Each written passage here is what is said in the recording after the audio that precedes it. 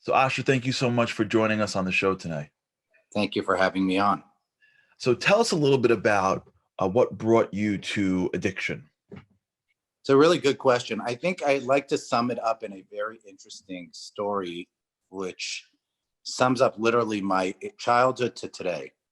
And my father was a teacher, and he devoted his entire life to teaching. And at my son's bar mitzvah, my father's since passed away, but my son's bar mitzvah, I turned to my father and I said, "Daddy, my entire life, I ran away from you because I didn't want to be like you, and I didn't want to not be like you in case you were right." Little did I know I'd end up doing exactly what you did, just for a different population. And you gave unconditional love to children, and I get the privilege today of giving it to people who suffer. And I call it suffer because it's mental health, it's addiction, it's suffering. And so that really sums up. And then I actually changed it. I was speaking at an event, and I said, Dad, he had passed away, and I said, "Abba, I hope you're hearing me." And I said, "You received unconditional love from those you taught, and I receive unconditional love from people who suffer." Mm-hmm. So now that's how I get to the answer to your question. And what I mean by that is I, for some reason, had a pit in my stomach that was unfillable by anything else than service work. And it was from a really young age. And I tried so hard to fill it in multiple different ways. And I can go ahead and blame my teachers and blame my experiences. Yet ultimately, the gift I have today of working with people who struggle and suffer, even though there's a famous quote from Rabbi Dr. Abraham Twersky that says there are two types of people in the world, those that are in recovery and those that can be. Mm-hmm. So yet the people who I get to work with today, I say the good news is you get to help other people. The bad news is, unfortunately, you have to help other people. It's the only cure, literally the only cure. So you said something very fascinating a second ago. You said that it sounded to me that you were saying that you were searching for something deep and meaningful, and you weren't finding it. And it's at the beginning part at some point in your life. And so you were filling that insatiable desire for something with the wrong things. Did I hear that correctly? You heard it absolutely correctly. So obviously I didn't know it as a child, right? Right. I felt pain. I felt abandonment, suffering. We all have trauma in our lives. You come out of the womb, you have trauma, right? So, and I tell every parent I get to work with, we mess up our children the best way we know how. No guidebook, right? There's no guidebook, right? You don't quit the blaming game, right? Let's stop asking why and ask now what. Okay, that's a really important distinction. Yet, as a child, I was the youngest in my family by 8.5 years. My sister left when I was 5. She was my mommy because I had an emo, whatever, you got it. So I was searching, and also I grew up in a community where there was a lot of wealth. So I thought that would make me happy. And I was always running and searching. And at first it was lying, then it was food. My first diet was for my bar mitzvah.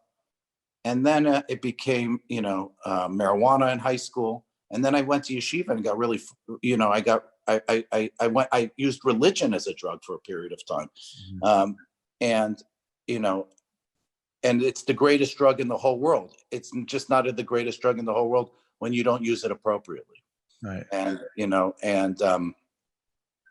because the Torah teaches us, right? The world stands on three legs: Torah, right? Learning the Torah, avoda, prayer, and gemilut chasadim, right?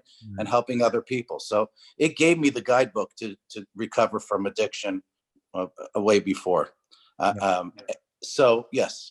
So in short, to answer your question, I was seeking in all the wrong places, and trying to fulfill what I thought was an insatiable appetite, right? Because there was no filling it. So where did you find the strength when you were at that point where you were in the world of addiction, where you were trying to fill yourself up with the wrong things? what happened? What did you find, tap into that made you turn your life back around? So I say that you know the famous story of the guy who there's a flood in his house, and then the boat comes along, and and then he drowns, and and he says to God, where were you? He goes, who do you think the boat, who do you think the plumber was, who do you think that Right. was? So I had little reminders my whole life to get me back on the path. The good news is my heart was always in the right place. However, the road to I don't know if I can say hell on the show, but the road to hell is paved with good intentions, and so it's not good enough to have good intentions. Yet, so what happened?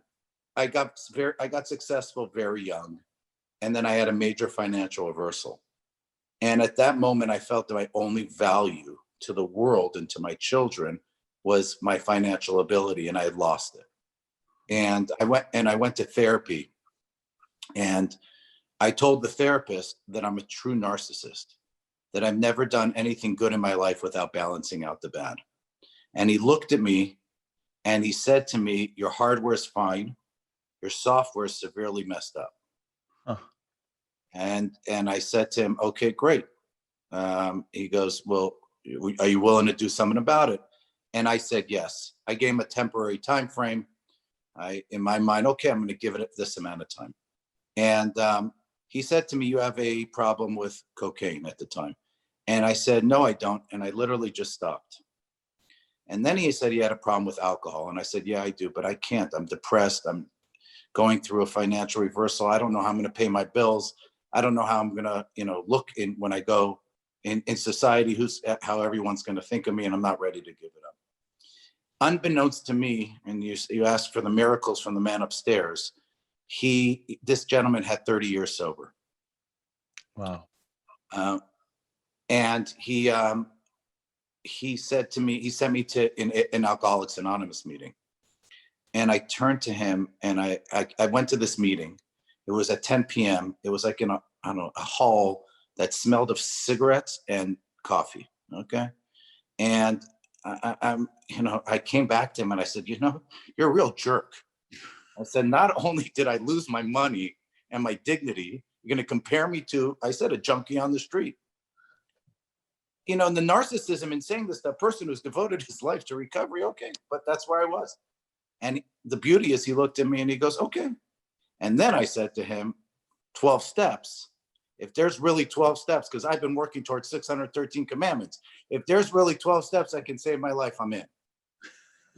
So I actually went to Overeaters Anonymous, because my first drug of choice actually in life was food. I used to be 100 pounds bigger than I am today. And that was my first challenge. And to make the story a little shorter, about 4 months into going to this Overeaters Anonymous, I had this moment of clarity. It was right after Purim. I was drunk again, and I was, I had this moment where I was like, why am I any different than that junkie on the street who's destroyed? I'm destroying my life. I'm doing this. You know what? And then I went back into this room, and when I say I had a spiritual experience greater than, I walked into a room where for the first time in my life, nobody cared who I was, what my name was, what board of school I was on, how much money I had, I didn't have. They were all in there to get better. Hmm. They were all in. And I looked around and I was like, holy cow, no one's forced here. No one's told here, and to me, that was the journey back, as they Wow. say. What an interesting concept that, if I could just sort of like in my head crystallize it, the idea that you guys were unified in purpose, and the purpose was not who you are, but who you could be, if I can say it that way. Absolutely. That idea that people just want to get better, and no judgment, so to speak, was what sort of drove you to a place of saying, hey, I can do this. Absolutely. Yeah. It's Unbelievable. taking out, ego or works in two distinct planes, right? It either tells you you're better than, you could get away with it, or you're worse than and you might as well not try. Wow. It'll never tell you that you're right sized. Get up in the morning and do what you got to do, right? In Right. that room, when you look around that room, my ego said, if that guy can do it, and he's here, and what did he do? I mean, Right. stories that you hear, you're blown away, and you're like, oh my God, then anybody can do it. Yeah. So what does it look like? I mean, I know that it's a long process, and I don't mean to any way uh, suggest you can describe it in just a few minutes, but for those that may be watching and Mhm. saying, "Yeah, I was inspired to do it a whole bunch of times, but I'm sure it's impossible." Like, what does what's what's the path of recovery? Like, the details will be different, but what does it look like? What does the journey look like when you are in the mode of recovery? It's an excellent question, and I hope I can answer it properly. Recovery and Judaism are hand in hand. And what do I mean by that? Religion, and we're focused on Judaism. So I don't want. I'm not to. No, 100%. And I'm not here to say other Yeah. religions don't. We don't have monopolies. Okay, Right. we're the only religion that doesn't ask people to come over. Right? We don't have monopolies. Right. Yet, if you look at actually the 12 steps, there is something called Maimonides wrote a book called Hilchas Tshuva, right? The laws of repentance, and the 12 steps are extraordinarily similar Hmm. to the Rambam's 12. I'm not sure if they're 12 steps quite, but ways to actually repent. Mhm. And, because it's ways to take the shame out of it, to put yourself in the same circumstance. And why do I say Judaism? Is because Judaism requires Jews to pray 3 times a day. It's preferable in a minyan, right? With 10 people, it's preferable, so that we're all combined, and our unified voice, right, is greater than our singular voice. Yet it knows that if we don't pray today, we can't be clean today. Clean tomorrow on today's prayers, right? You got to pray today and pray tomorrow. So the road to recovery is also a daily process, right? You made a decision first. And that's why in Alcoholics Anonymous, it says the only requirement for membership is a desire to stop drinking, Hmm. right? So the recovery in general is, let's take whatever ill adaptive, maladaptive behavior we have, Mhm. right? And therefore, if you have a child struggling, or somebody's listening, you have a family member that struggles, look at your own struggles. Look at how many times you wanted to go on a diet, whatever struggle you had, want to stop TV, overworking. We all have something that we can identify with that we wanted to stop, and know that you can't stop it it's not a forever thing. So we start today, and then we first admit, right? If you do it the 12-step way, you don't have to do it the 12-step way, right? But you do have to attach yourself to be seen. You have to attach yourself to a community. You have to attach yourself to a sense of purpose. And then the most important thing you have to do is chesed, is kindness, is give it away for free. Wow. If you don't mind me asking, share with Ask us, any. where are you now? Because I'll tell you, just in listening to you, it feels to me that you are like in control of it. That you are whatever you've gone through is now under your control, if I can say it that way. So the answer is absolutely not. But And I hold on. say No, it in a no, I hear you. No, no. Firstly, I appreciate the compliment, and thank you. I never want to rob somebody of a delicious compliment, right? No, seriously. That was one of my ills before, was when someone would say thank you to me, I'd say, no, no big deal. And you rob people of their ability to be, gratitude, or in Hebrew Right. we call makir tov. Okay. So you asked me, I had a therapist friend of mine that said to me, they called me Ashi as a child. Asher today, Ashi as a child. Ashi, he knows me from a child. He goes, you really messed up, but you really, really work hard on yourself. So I said, I'm not sure if that's a compliment or not. The short answer is, it's a journey. It's not a destination. And,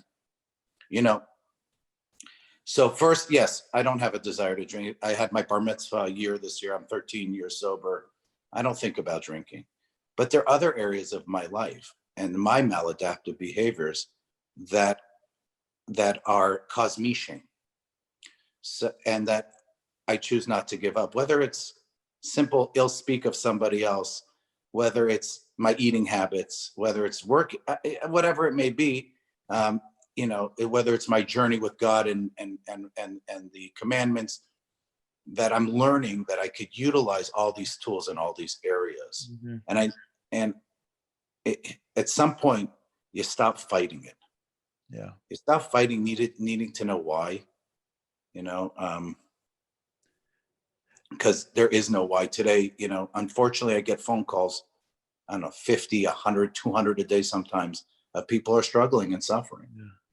And so if I start to ask why, I will spend my time being depressed and sad on why they're suffering. I want to share with you what I think is going in the minds of some people. Go ahead, You please. mentioned it earlier that I think it's critical, and I want to address it because I want you to address it. Okay, please. People feel sometimes that when they stumble and fall, then they're off the treadmill of life. There's some treadmill that gets placed in society in which if you're not constantly on pace, you've failed, you're out. And if somebody struggles with an addiction, if somebody struggles with um, a certain challenge and they fall off, if you will, Hmm. now they feel like everyone's running past me. There could be a sense of I'll never make it. Hmm. It's no, it's too late for me. They could be young. What would you say to somebody that may be in the middle of their lives and there's there's a real addiction there, and what's stopping them from the help and the recovery is they say, you know what, I'll never be awesome. I've given up my chance of being excellent. Get because I failed too miserably. I fell off too hard, and so even if I get back on, I can never really make it. So I often end my in a set. I'm gonna answer with a story, because hopefully people will remember stories, and it's a story I'm sure you know. And I end this in a room with no Jewish people, in a completely secular room, and everybody gets it. And it's the story of Rabbi Zusha. And Rabbi Zusha was on his deathbed, and people he started laughing. And his student said to him, Rabbi, you've been waiting for this moment your entire life. This moment, and you're laughing? And he says, yeah, because when God asks me, Zusha, why weren't you like Moshe Rabbeinu, Moses? Why weren't you like Abraham? I'll be able to laugh and say, you didn't create me that way.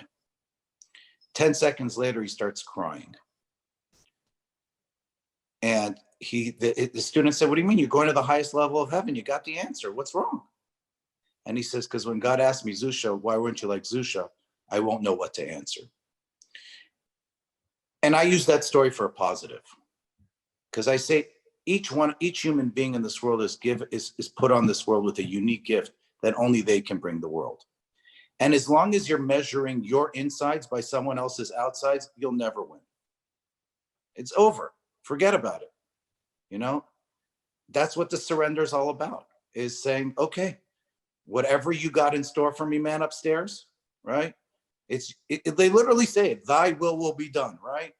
So, right, that the same way is as I say. So once you start to take away that piece, and it's not about the rat race, because all of us know that we've sat with people who are much older, much more experienced, much more successful than us, and none of them have said that their dollars in the bank or their big company or their successes is what made them a good person. Right. And I still like to fool myself and think that's true, but yet, so what is that? What is this imposed baloney you're giving yourself? What are you imposing upon yourself? Where is this destination you're trying to get to? So, and what, so yeah, the old you is gone. And if you recover, you have the new you. So yes, I'm not the guy who, right? I'm not the real estate, novelist that I once thought I would be, right? That was in a Billy Joel song. I don't even know what a novelist is, right? But okay. I'm not the real estate huge mogul that I once thought I should be, the once I was, then I fell down. But I get to help people. I get to be patient. And you're right, on my bad days, I lament those days. I was like, okay, I'd be richer than this and better than this. But when I sit down and I have somebody that I can share my experience, strength, and hope, and then they have hope, well, boom. I got something I can take with me. Beautiful. Asha, what can I say? You've inspired me, and I am positive that you inspired everyone who's watching the show tonight. God bless you for who you are and for just the continuous hope. That's the word, the hope that you give people just by the words that you're saying. It's inspiring, man. Really, really appreciate you being here. Well, thank you so much for having me on. And I want to leave with that is we can never give up hope, right? We ask that the man upstairs never gives up hope on us. And unconditional love doesn't mean unconditional support. It still means that always leave your hearts and doors open. Don't ever give up hope. Amazing. Thank you so much. And thank you for shining your light on this world. You got it. Good job. Thanks so much for watching. For more content, like and subscribe, and be sure to tune in live every Thursday at 8 p.m. Eastern at theshabbatshow.com or right here on YouTube.